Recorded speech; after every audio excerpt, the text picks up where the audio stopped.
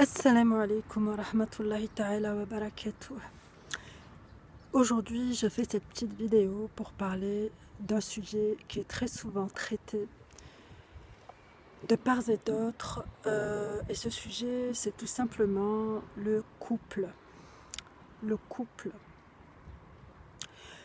On présente souvent le couple à travers des versets du Coran qui présente le couple comme quelque chose de doux, comme un renfort, comme un cocon, comme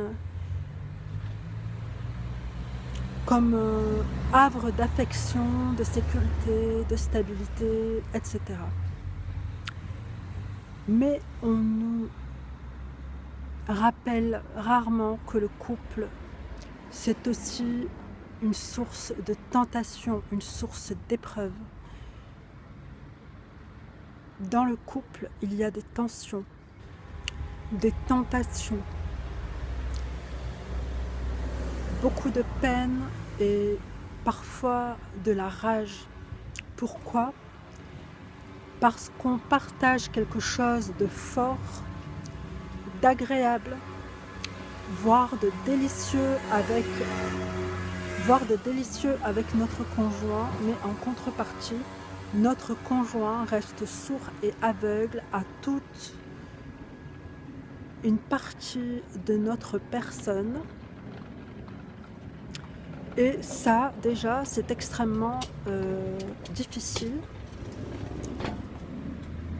C'est extrêmement difficile à vivre.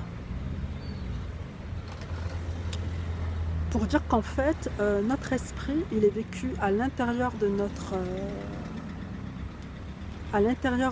être et personne ne l'entend, ne le vit, ne le ressent avec nous, si ce n'est Allah subhanahu wa ta'ala. Et cette impossibilité de partager notre fort intérieur le plus profond, c'est une souffrance. Et on retrouve ce problème dans absolument tous les couples. À un moment donné, la fusion, elle est limitée et elle ne concerne qu'une partie de notre être, de notre sensibilité. Et ça crée une frustration très forte à laquelle il faudra résister et à laquelle il faudra, et vis-à-vis de laquelle il faudra être endurant. Qu'est-ce que je voulais dire d'autre? Allah subhanahu wa ta'ala dit dans le Coran: vos biens et vos enfants ne sont qu'une tentation, tandis qu'auprès d'Allah est une grande récompense. Allah subhanahu wa ta'ala nous exhorte donc à craindre Allah autant que nous pouvons et à faire largesse, à patienter donc et à endurer l'épreuve qu'est notre famille, l'épreuve que sont nos enfants, l'épreuve que sont nos époux ou nos épouses. Et ça, c'est très important de le rappeler. Le mariage, ça va de pair avec une endurance farouche, parce que sans cette endurance farouche, comment est-ce qu'Allah subhanahu wa ta'ala pourrait être satisfait de nous si on n'endure pas nos prochains? Logiquement, il faut endurer nos prochains. On n'est pas là uniquement pour partager des moments dans l'aisance et pour abandonner tout aspect relationnel dès lors que ça devient un petit peu difficile ou un petit peu compliqué. Ça n'aurait plus aucun sens. Bon, pour conclure cette petite vidéo, cette petite parenthèse sur le couple et sur le mariage, il faudrait peut-être rappeler vite fait que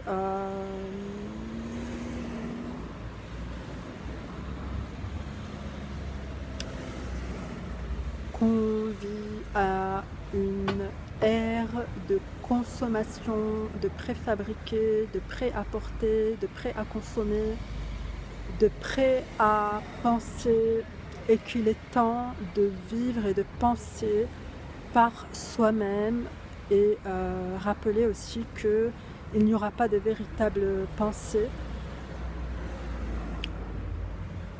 fondée, solide, cohérente si on ne passe pas par des moments d'endurance farouche, profonde et engagée pour la cause d'Allah subhanahu wa ta'ala.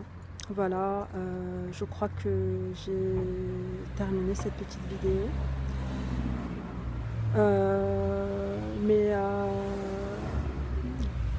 Mais avant, je rappelle juste un verset. Ne suivez pas les passions afin de ne pas dévier de la justice. Voilà, c'était important pour moi. Maintenant j'avais envie de passer ce petit message par rapport au couple. N'allez pas vous imaginer que le couple c'est les bisounours ou les mille et une nuits ou je ne sais quelle histoire d'amour à l'eau de rose. Le couple c'est de l'endurance. Le couple c'est de l'endurance. C'est beaucoup d'endurance avec des moments de tendresse, avec des moments de fusion, avec des moments de repos, avec des moments où on se projette dans l'avenir, avec des moments où on se sent bien certes, mais le couple c'est énormément d'endurance, c'est de l'affection, de la bonté, mais beaucoup d'épreuves et d'endurance.